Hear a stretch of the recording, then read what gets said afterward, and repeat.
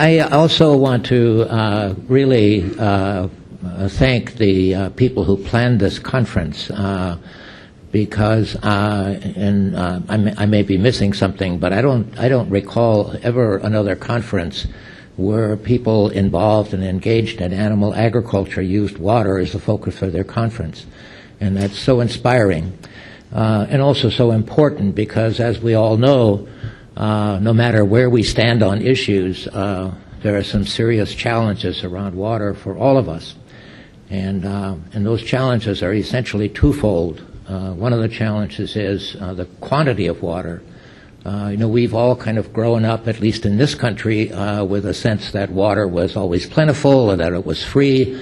If you wanted to, shower for 2 hours wasn't a problem. Generally it wasn't a problem in terms of water for your animals or water for anything else that you wanted. But as we know, we're now moving into a future in which that's simply not going to be the case.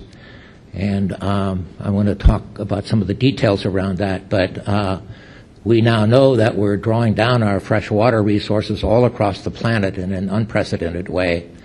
70% of the fresh water that we're using is used just for agricultural irrigation.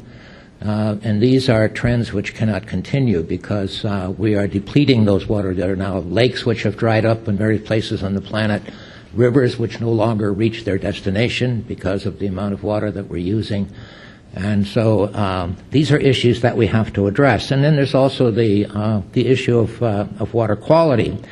And we've all known for a long time that we now have hypoxia zones in coastal regions, not only in the Gulf of Mexico, but in I think the last figure I saw, some 200 places. But for most of us, I think, those are sort of distant, so, we've been able to, at least to some extent, ignore them. But those are now becoming closer to home. We all know about what happened to Lake Erie last year, and even now in Des Moines, Iowa, where the city of Des Moines is having to spend for most of the part of the year $7,000 a day just to clean the nitrates out of the water from the Raccoon River from which they get their fresh water because of the nitrate levels. So these are all issues that we have to figure out, how we're going to deal with. So again, I want to thank you for making that issue a part of our conversation here at this conference and how together we can begin to address them. I also want to, by way of introduction, because the title which I've been given is The Science of Land Health, Animals, Soil, and Water. And I think there's also not a consensus around how we use science and what we mean by science. And one of the big questions that we have to address with our science as we meet these challenges is what do we do about the science that includes systems changes versus technological fixes? And I think our culture that we have all inherited and been a part of, we tend to try to solve our problems primarily with technological fixes rather than looking at the systems which are part of the way in which we do things. And we have consequently devoted most of our science to technological fixes and very little in terms of systems changes. And so consequently we also tend to reduce problems to single equations. And that probably is not serving us as well as it might. And so we are, however, seeing the emergence now of the science of ecology and evolutionary biology, which is moving us more in the direction of thinking about how systems are managed and what we need to do in terms of systems issues. And a good example of this, which has nothing to do with animal agriculture or with water, but it has to do with pesticide use. And Joe Lewis, who for a number of years was the head of the pesticide management division of the Agriculture Research Service, and after almost 50 years of experience, he and his colleagues published an essay in the National Academy of Sciences proceedings back in 1997. And one of the things that they pointed out, that based on the experience of using of pesticides, they said, we now know that what they called single tactic therapeutic intervention is not sustainable. And what they meant by that, if you have a pest problem, then you come in with a pesticide from outside and you try to get rid of the pest. And they said the reason that it's not sustainable is because you never get rid of all of the target pest, so you create pest resistance. And you also don't only harm the target pest, you also harm some other biological organisms, some of which previously helped to keep pests in check. So you actually create the problem that you're trying to solve. And so they argued that what we need to do now is move in a direction of natural systems management. How do natural systems function and what causes pests to emerge? And if we do something about how we manage those systems, again, that's a systems approach.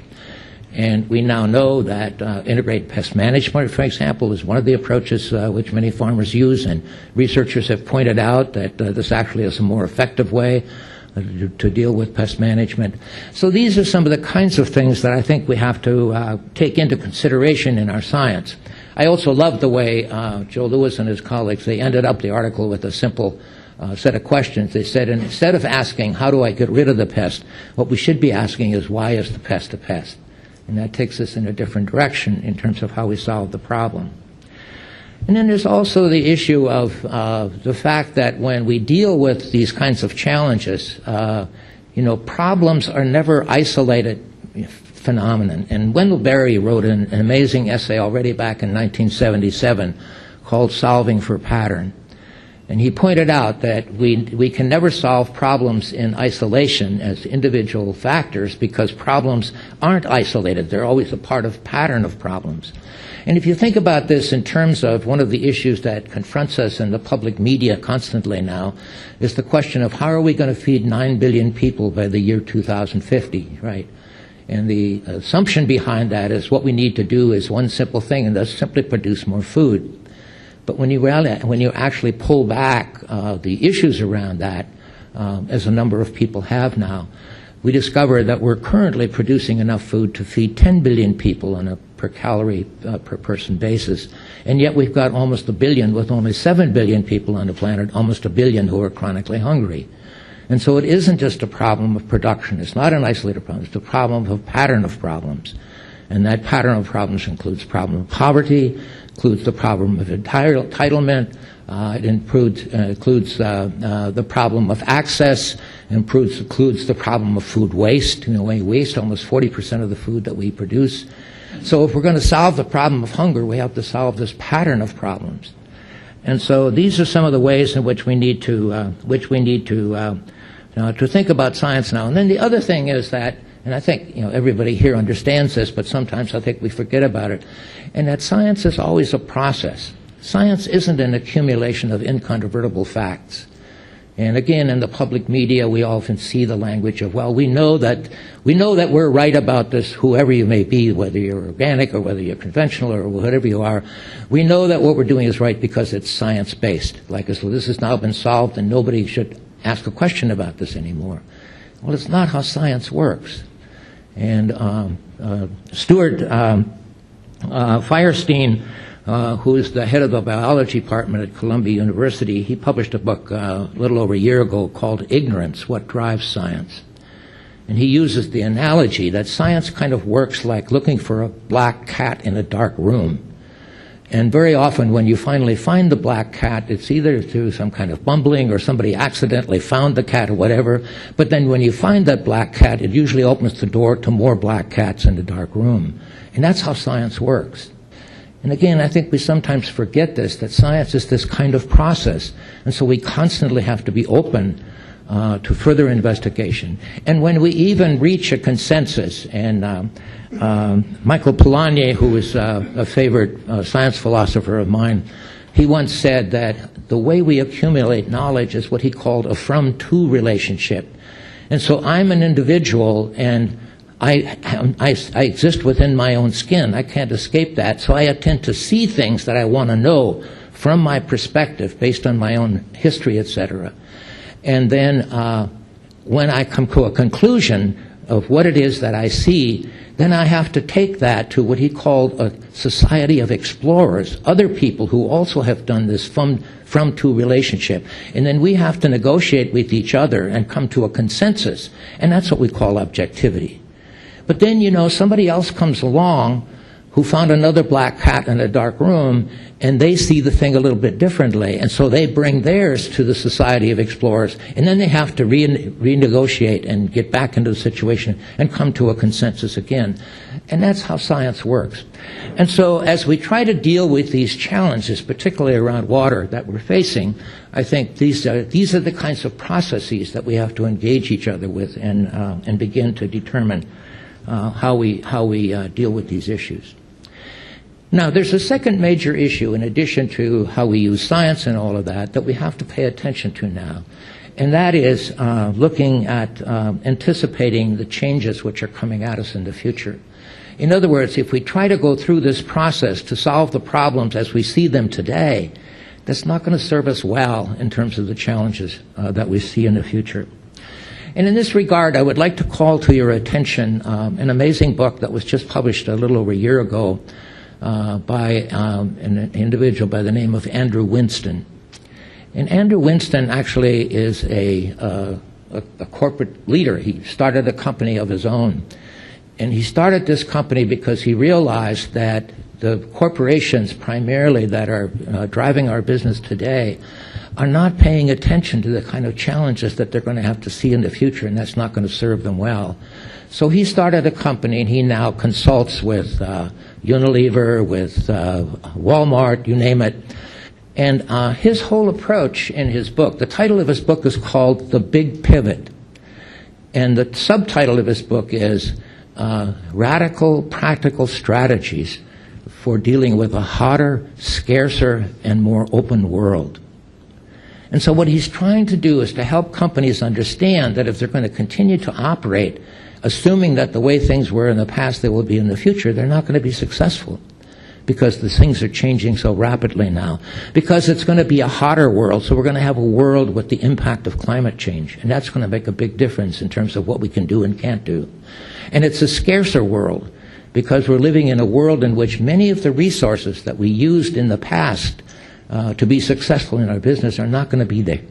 Not going to be there in the future. And it's a more open world. So he argues that if as companies we think that we can solve this problem simply with a better job of messaging, then we're on the wrong side of history. Because we now live in a world with social media, with Facebook, with Twitter, with all of these kind of communication systems. And if we don't actually engage in a real way and simply try to say, do a better job of messaging, then we're on the wrong side of history and we're not going to be successful. So he makes a very compelling case for this, and as he's working with some of these major corporations now, they're actually starting to pay attention to what he's saying and beginning to think about how they deal with the future. So let me deal with, to start with at least just one of those, and that's the scarcer world. So what's scarcer? Well, there's first of all energy. You know, we sometimes forget that the first producing oil well in this country was in 1859 in Titusville, Pennsylvania. And then we didn't go into an oil economy the next day. It took us at least a couple of decades to begin to develop an oil economy. So we've only been on an oil economy for about a century, for about 100 years. And how much longer are we going to be able to be on an oil economy? Well, you know, I'm not trying to predict the future here, but we do know at some point the oil has either become too expensive to be practical to use, or it will be gone. And then we're not going to have that anymore. And then the big question is, so what kind of economy are we going to replace it with? And the thing that's so important about it is that our oil economy gave us this incredibly cheap energy. And it was cheap energy that enabled us to do the whole oil economy, the whole industrial economy that we've been operating on now for about 100 years.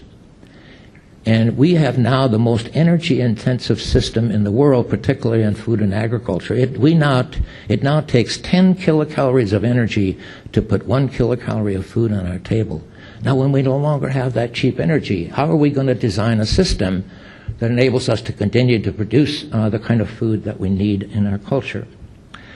And then the second set of resources that we are using up are the minerals. And again, the minerals they're a whole complex part of it. It isn't just rock phosphate and potassium and all these other things that we use for fertilizers. It's also the pesticides. And then beyond that, even the things that we use in our computers are dependent on some natural minerals that we mine. And here again, a study that was just produced recently by Ugo Bardi. The title of his book is Extracted, and that has now become part of the Club of Rome report.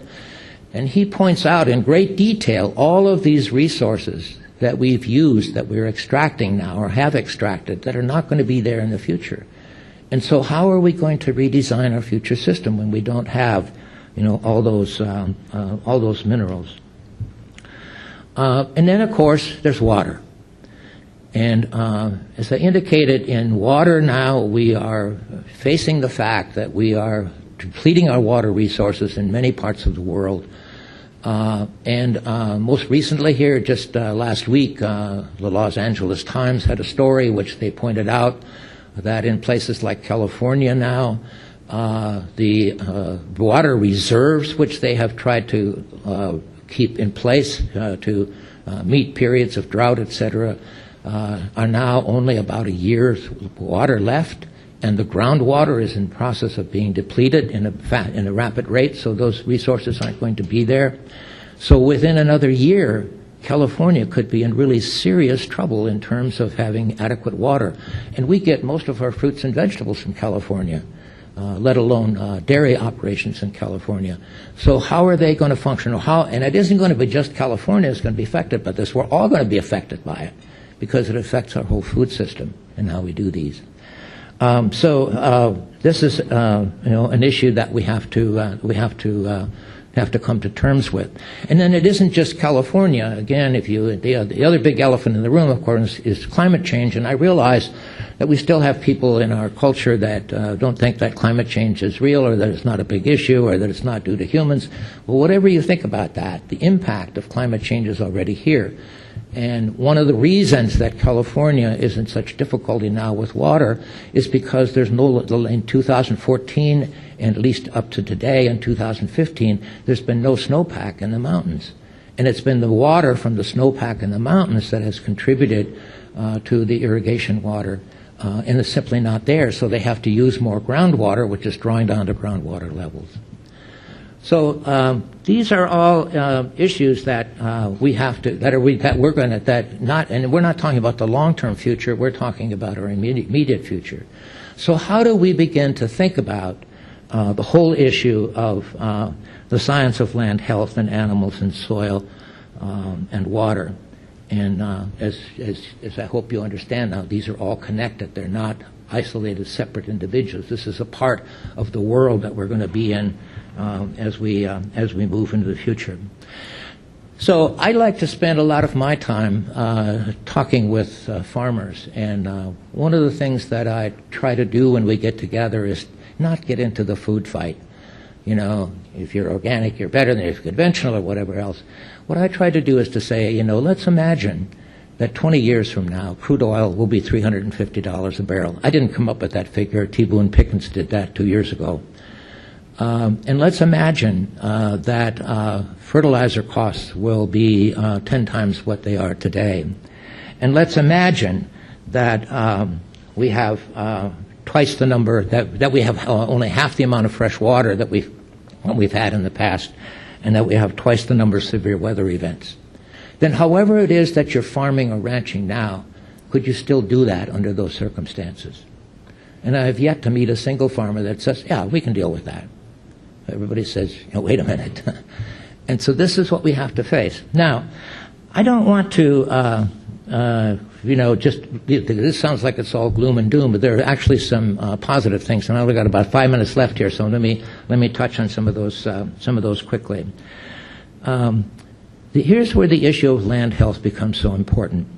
Although Leopold reminded us already in the 1940s that land health was the most important issue facing us. And what he meant by land health was managing land in a way that it enhanced the land's capacity for self-renewal.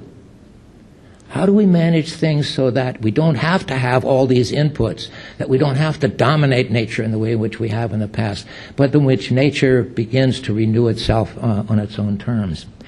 And then he went on to say that if we really approach nature this way, if we really approach the future in terms of enhancing the capacity of self-renewal, and by land he didn't just mean the soil out there, although soil is critical here, and I want to spend at least a couple of minutes talking about that. But rather what he meant by the land was the whole biological living community.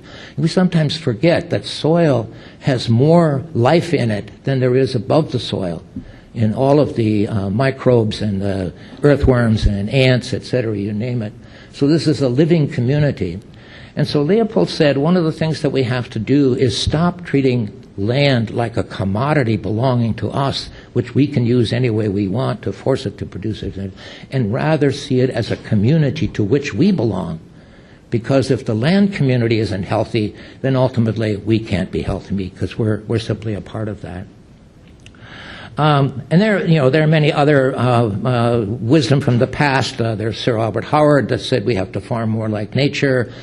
He had a summation of that in his book, in which he said, if you really farm the way nature farms, the thing to recognize is that Mother Earth never tends to farm without livestock. Livestock are always a part of modern nature. She always raises mixed crops. There are no monocultures in nature. Great pains are taken to preserve the soil and to prevent erosion. The mixed plants and vegetables and animal waste are converted into humus. There is no waste. The processes of growth and the process of decay balance one another. Ample provision is made to maintain large reserves of fertility. The greatest care is taken to store the rainfall. And both plants and animals are left to themselves to protect themselves against disease.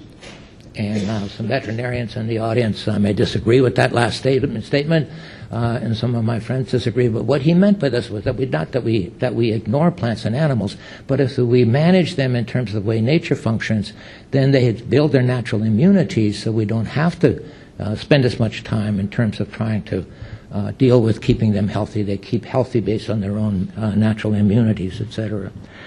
So let me just take a couple of minutes here to talk about a little bit about what I see as at least some of the good news as we are thinking about the future. First of all, in terms of the science that we're seeing today, we're seeing some systems changes take place now, and we have a number of scientists that are working with this, and one of them is actually a scientist at Iowa State University by the name of Matt Liebman. And Matt Liebman has now done 10 years of research because he's become convinced based on, and he's an agronomist and ecologist, and he became convinced that one of the things that we need to think about is how we can diversify our systems so that they become part of that self-renewing capacity. So he's done 10 years of research now in which he's done a simple thing. He's compared a two-crop rotation in Iowa, corn and soybeans, where you use the synthetic inputs in order to maintain the productivity. And then he compared that with a three-crop rotation, corn and soybeans with a small grain and red clover, and a four-crop rotation, corn and soybeans with a small grain and alfalfa, and then a second year of alfalfa. And what he's found after 10 years of research, and then in the two-crop and the four-crop rotation, he uses a modest amount of livestock manure to provide the additional fertility. And what he's found that in the two-crop and the four-crop rotation, he can reduce the fertilizer and pesticide input by almost 90%, still maintain the yields, and the return on land and labor is actually slightly higher than it is in the two-crop rotation. So simply beginning to think about how we diversify our cropping system can begin to address these systems changes that we're going to need in the future. And then there's the whole issue of cover crops. In Iowa now, after just a few years, based on experience from other farmers, we now have 400,000 acres in Iowa where farmers are including cover crops in their rotation. Now, what do the cover crops do? The cover crops, first of all, they provide green growth on the land over like an 8 or 9 month period instead of only 3 or 4 months as you would do with simply the 2-crop rotation. And what farmers are finding, if they use cover crops of a period of 7 to 8 years, they can reduce their fertilizer and pesticide input by 70%, still maintain their yields, and they start to see the soil health improve to a point where soils now, which only, and for most of our soils now, only absorb a ½ inch of rainwater an hour before it starts to run off, which means it doesn't get stored in the soil, and it also means it takes some of the nutrients, which causes some of the water problems as they move on into lakes and streams and eventually into the rivers and off to the ocean. And so what we find with what farmers are finding with the cover crops, instead of soil only absorbing a ½ inch of rainwater an hour, they now absorb 8 inches of rainwater an hour. And think of the ecosystem services benefits from that in terms of the challenges we just talked about. And then, of course, there's the issue of perennials. You have people like Wes Jackson of the Land Institute, who his scientists now over 30 years have been working on converting annual crops to perennial crops, where you have deeper root systems that go 15 feet into the ground instead of 15 inches. They develop all of those benefits from that. And then, like in the cover crops, where the animals become a part of this. And Gabe Brown, who's a farmer in North Dakota, and in North Dakota you can't plant cover crops and a cash crop in the same year because our growing seasons are too short, so he uses cover crops in the rotation. And what Gabe Brown has found is that when he has his field in cover crops and they grow like 3 to 4 inches tall, then he brings his cattle in and mob grazes, fences off an area where they intensively graze it. They then terminate the cover crop, so then he can no-till the next crop into it. And, of course, they deposit their manure in the urine, which feeds the microbes in the soil. And as he has pointed out now, and like I say, he's a meticulous record keeper, in addition to restoring the biological health of our soil, he has dramatically changed the economics of his farm. Because now, instead of having to spend $4.50 a bushel for inputs for his corn, he's now only having to spend $1.21. And he's now being invited to speak, and he was even featured in a science section of the New York Times a week ago, Tuesday, in terms of what he's doing and reporting that he gets invited so much now to talk with other farmers about how he's doing this that he has to turn down about 9 out of every 10 requests that he gets, because he's also, of course, a farmer. So, okay, so the other thing, finally, let me just close with this, is in terms of the marketing strategies, which is another part of the good news. And Bill Heffernan, who is he's retired now, but was a rural sociologist at the University of Missouri and Columbia, and he's done more research on the concentration in our modern food system, particularly at the retail level, than anyone else I know. And about 10 years ago, he told me once, he said, if the industrial food system were to choose an appropriate logo for itself, it would be just eat it. Don't get involved, don't ask, you just take whatever, we're going to decide how to produce it and you just eat it. And he said that era is rapidly coming to a close.